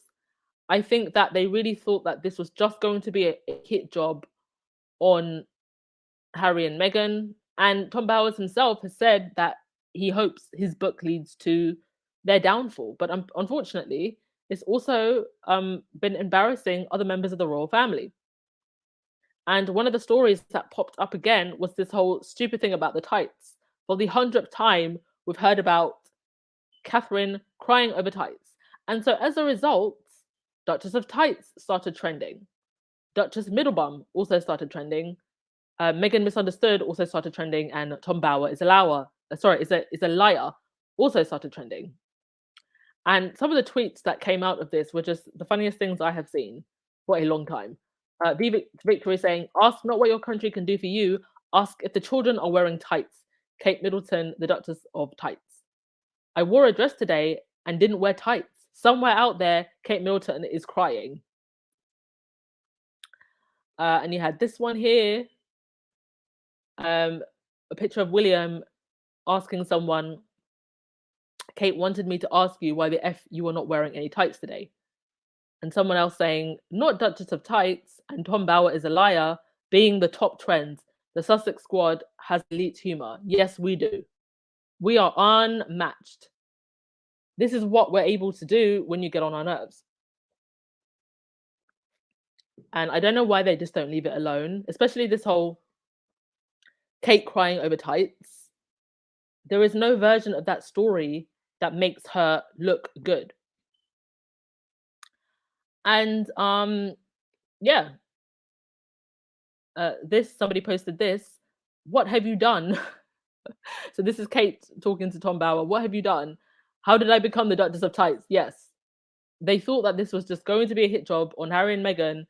And now it's embarrassing them because, to be honest with you, I believe this whole Tom Bower book was just a money grab for him, that he is a menace and a shit stirrer who doesn't care about anybody else but himself. But I think the Derangers wanted so badly for this just to be a hit job against Harry and Meghan, and it has not turned out to be that at all.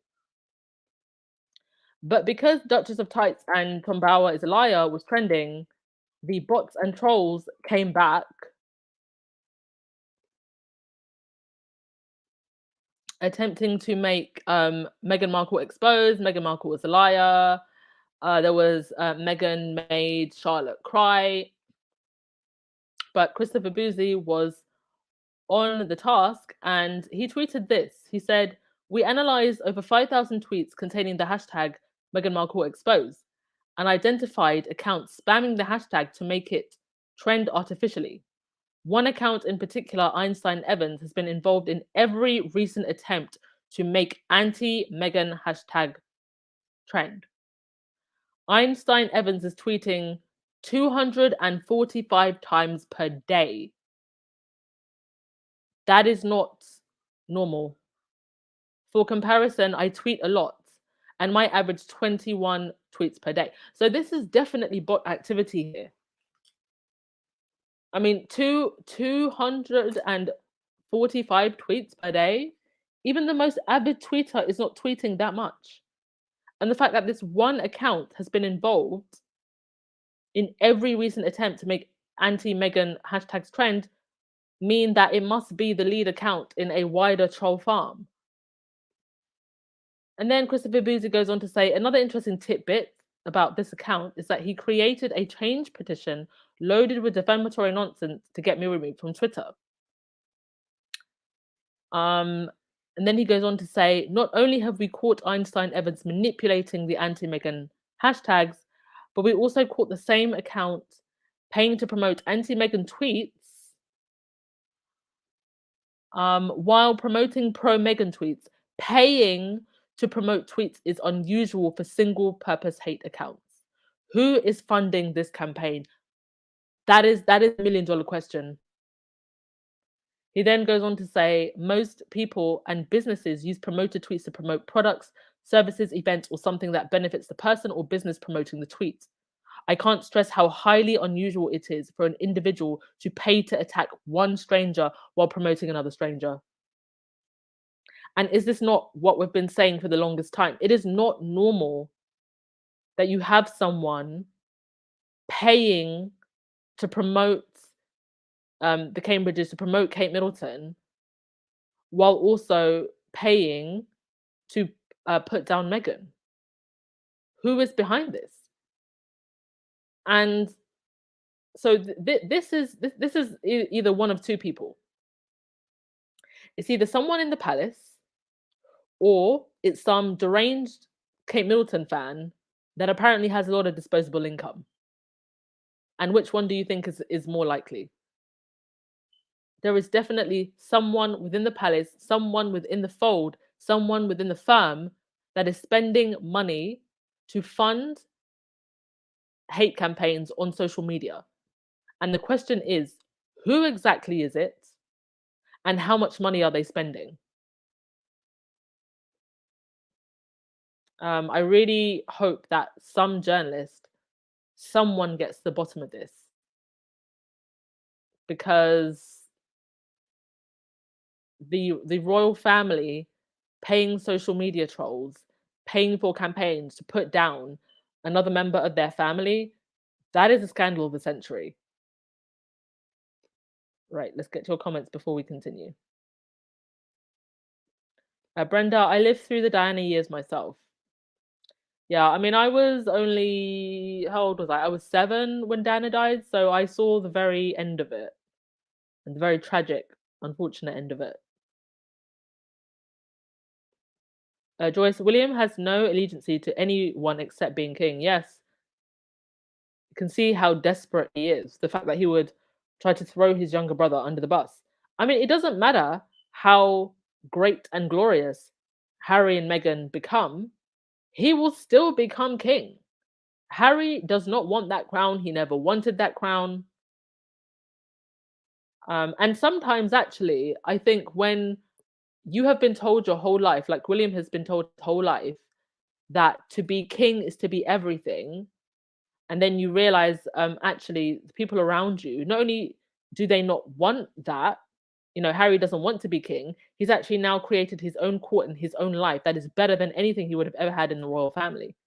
And I think all those things combined really eat at William, because William grew up thinking that being king um, was the highest position that you could have. And now he has to look at his brother living a wonderful life, living a free life with a beautiful wife, miles away on the other side of the Atlantic. Yes, Andreen, William needs therapy very badly.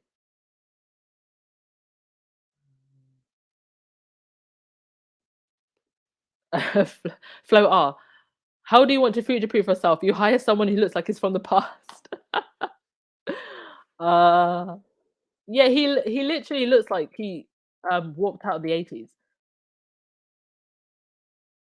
Cat Harlem, thank you so much for the super chat again, Cat Harlem. I always said William married a who is the wife he felt his mother should have been, and Harry became the husband he felt his father should have been. Yes. Yeah, Harry is definitely a husband to Meghan that Charles should have been to Diana.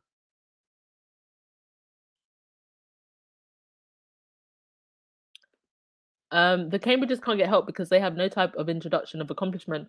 All they have is cake clothes and William's helicopter. Yes, there's helicopter rides that they keep taking using the money of the taxpayer.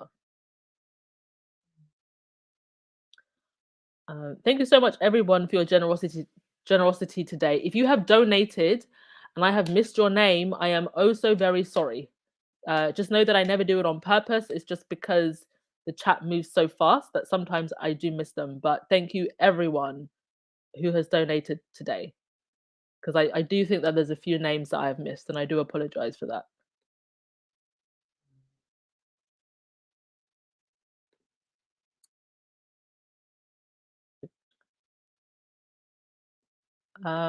Okay, on to, was there anything else that I wanted to mention?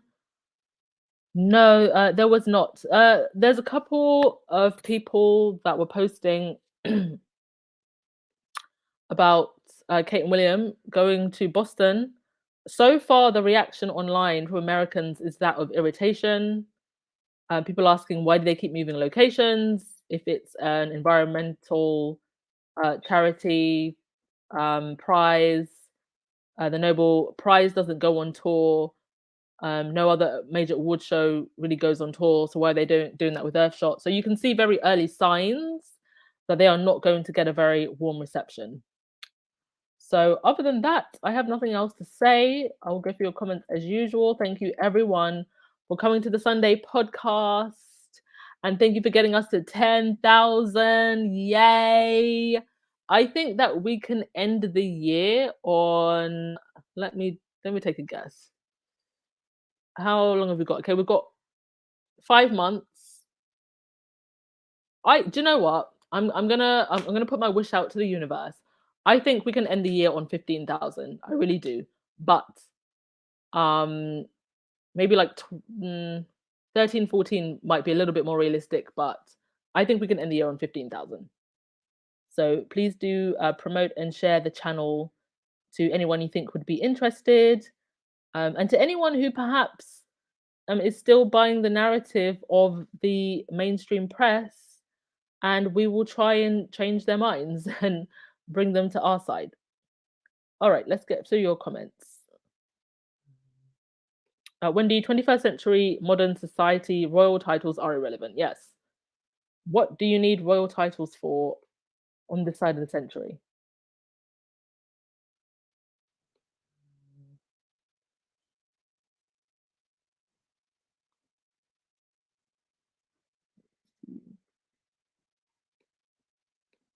Cindy, now they're claiming Meghan called Charlotte fat.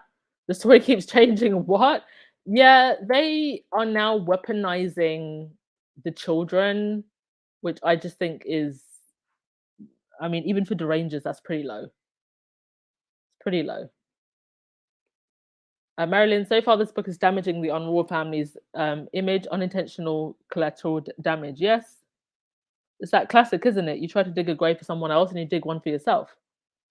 And now there's a story running around of Camilla saying that, um, or making fun of the fact that Archie might have a ginger afro. Joy, someone is funding these accounts and funding and commissioning these anti-Meghan books. Of course. And sooner or later, we are going to get to the bottom of exactly who that is. Maria, it's the Daily Mail. They could certainly be involved. I'm sure that Rothermere is still seething that he lost against Meghan. And he must be absolutely seething that the negress princess had the nerve to say his name in her winning statement. That's actually the first time, mind you, of all my years being in the United Kingdom, has a public figure ever actually called out Rothermere. Usually people are shaking in their boots over Murdoch, and Murdoch has been presented as this boogeyman in British tabloids, sorry, in the British media and British politics. But Rothermere has just gone almost completely unnoticed and enjoyed almost complete anonymity until the moment that Meghan said his name. And that is her power. Dawn Robinson, why can't Christopher Boozy find this out? Well, I'm sure he's trying. I mean, he's done a phenomenal job so far, tracking these bot accounts, tracking single purpose hater accounts, doing some fantastic reports. And I'm sure they are trying, but I think it's a lot more difficult to track who's buying paid advertising on Twitter than it is on Facebook. I think if this was Facebook, and I think this is why, if you've noticed, you don't have this problem on Facebook. Because if there was someone buying ads, number one, I think that it wouldn't pass Facebook ad policies. And it's a lot easier to see who buys ads on Facebook. So I think even the fact that whoever's doing this is doing it on Twitter is because they know that it's more difficult to find out who's spending money on these ads. Yes, Miss P talks. Twitter needs to deal with it. And we also need more transparency.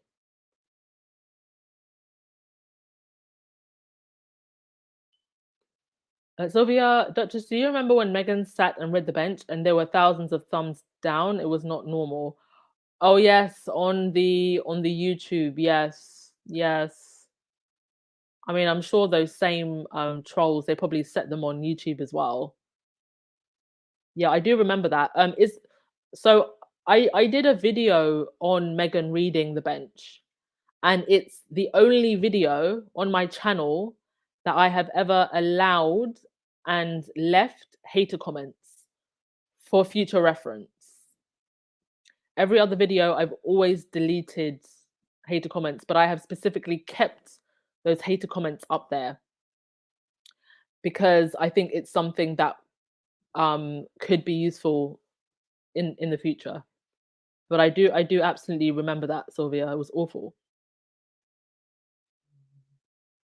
Maggie, Duchess, could it be Piers Morgan paying to get revenge on Meghan? Maybe. I mean, I feel like all of this is going to make a very interesting episode of The Crown one day.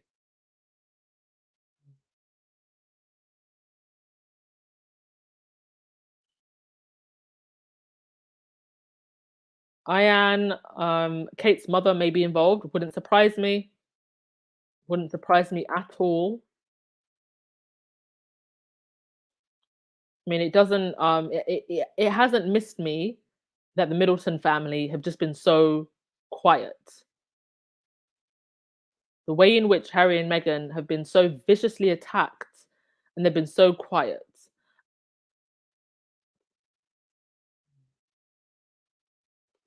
Hen Pal, check Kensington Palace account.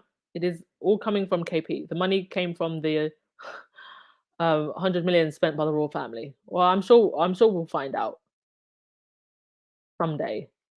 Wendy, someone with deep pockets and resentment. Yes, because it is predominantly Kate and William who are. I can't even say they're benefiting from it because they're not, but it's them who want to benefit from a hater campaign, and they haven't figured out yet that it doesn't matter how much vitriol they attack Harry and Meghan with, it's not making them any more popular or any more liked.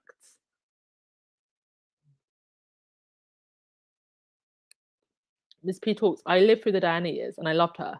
I thought it was a breath of fresh air. Well, I can imagine it would have been when you compare her to the other stuffy royals.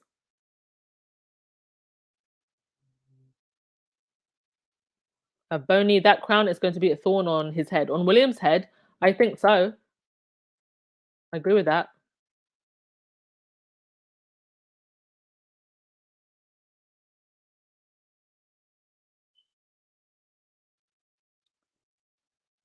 Crack me up. The Middletons are drunks and racist. Oh, the Middleware family does not age well. Yeah, I agree. They do not age well. No, they are definitely a dodgy family. That much I will say.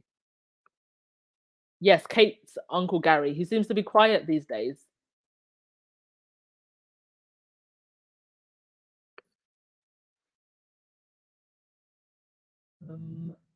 Cat Harlem. I've always felt that Cara Middleton was involved in all the leaks. I wouldn't be surprised if they're paying for bots.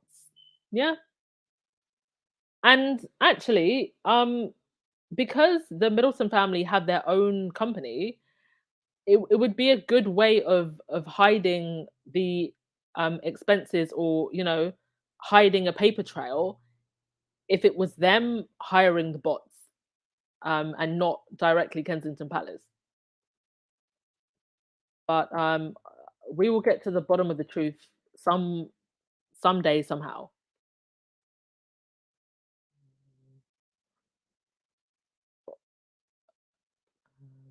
Miss P. Oh, Miss P talks 50,000. You think we can get to 50,000 before the end of the year? I love your enthusiasm. I think if I was ever going to get to 50,000 subscribers, that would not be for like another 3 years. I mean, before he pretty much went cold on the Sussexes, Hugo Talks, I think, had almost 140,000. But I think his style of video was very different. It was kind of how I started my channel. That kind of like pre-recorded videos, very short and to the point. So I think that kind of formatting, people like that because it's very quick. But I wouldn't be able to do it like that on a daily basis.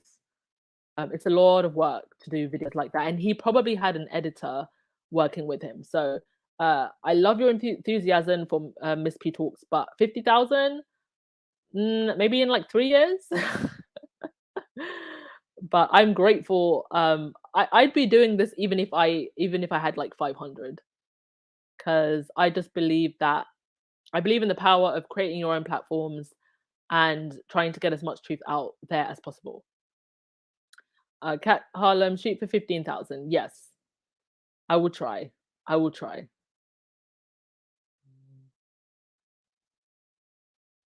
Thank you so much, everyone, for your messages of support.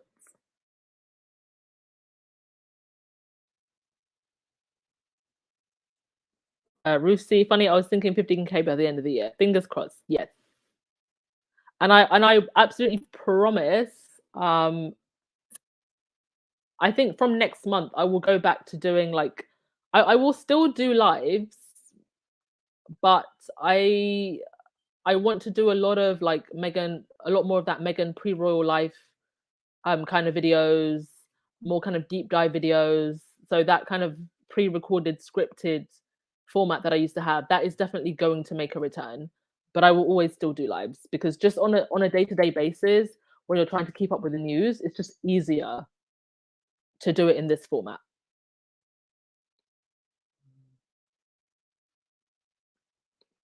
Joyce, Christopher may already know, but for legal reasons, he's not at liberty to say at this time. That is a good point.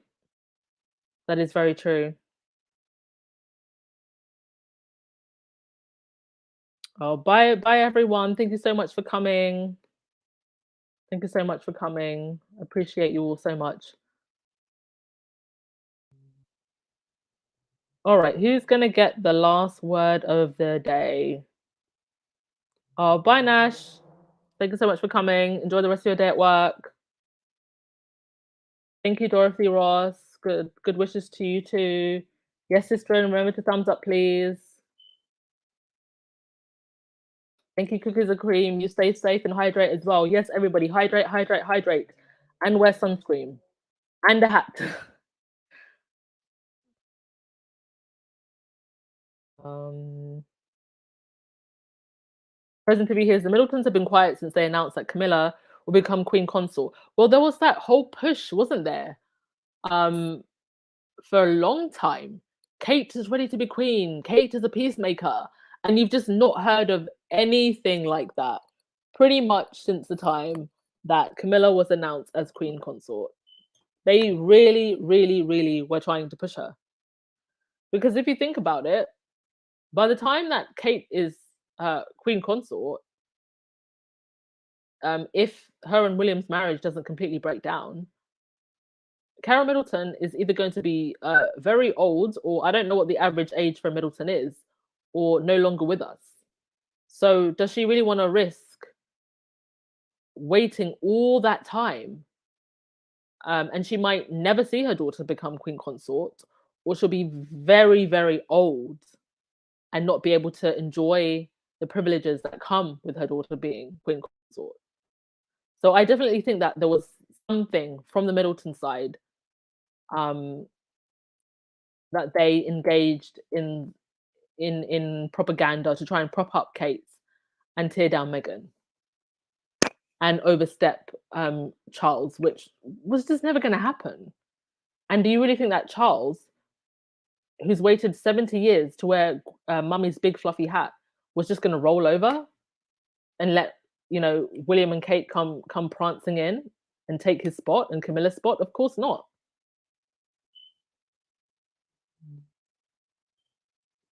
Oh, thank you so much, NRB, for the super sticker. Much appreciated.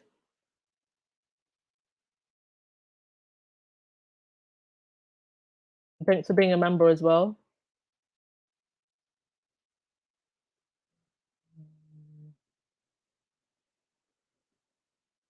Joyce, someone over on that island, once the Queen dies, will put out a book on everything, exposing what really happened behind those palace doors with Harry and Meghan, and it will sell like Andrew Norton's book. Yeah, that is only a matter of time. That is going to come for sure, because that's going to be $1 million book.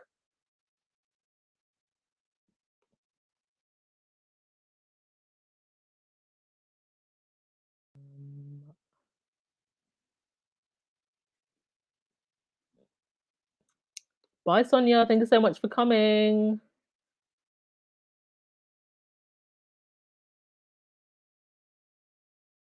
Stephanie Green, Willie wants to be king for the perks, but not for the work or ceremonies. Remember the look on Willie's face during Charles' speech for the Queen? Yes. And also, do you remember the look on his face when they were in Jamaica, roaming around in colonizer cosplay on that Jeep? You could see the look on his face, y'all. You could see the look on his face. Like, he knows it's game over. It's like, you know, just kicking a can down the road and seeing how far you can get it. Once Betty's gone, it's game over. But while you can.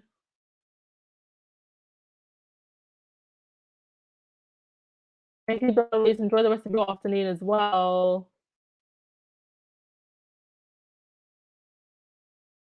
All right, I think I've been able to get all the way to the bottom of your comments. So, Sylvia, I will give you the last word of the day. Sussex Squad stand for good and truth. We know that love is better than hate. The Sussex Squad know love always wins. Amen, Sylvia Dixon. Thank you so much for that. Thank you, everyone, for your generosity today. Thank you to the Mod Squad. Thank you for just showing up and for getting us to 10K. You are all amazing. And let's keep pushing, y'all. We are going to be partly responsible for the truth coming to light. We are part of history.